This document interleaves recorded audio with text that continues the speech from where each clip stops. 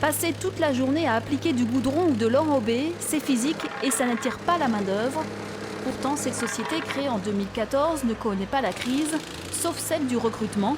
Son gérant cherche désespérément à embaucher 3 salariés supplémentaires pour l'ouverture d'un nouveau site.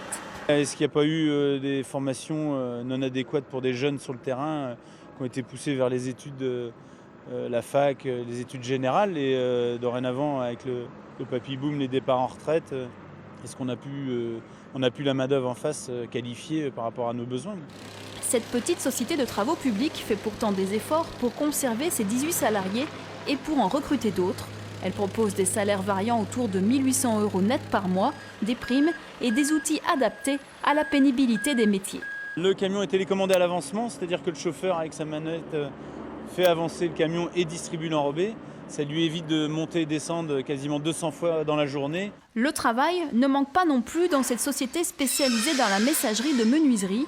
En janvier, la plupart des 380 salariés vont passer au 3-8 pour répondre aux demandes des clients.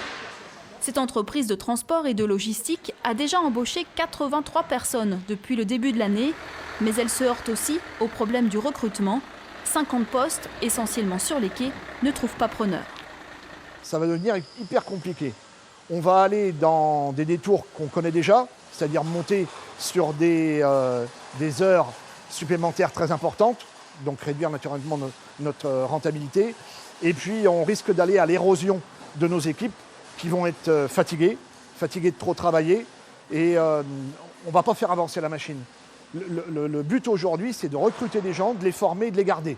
En attendant de trouver du personnel, la société emploie 20% d'intérimaires, mais le turnover est très important.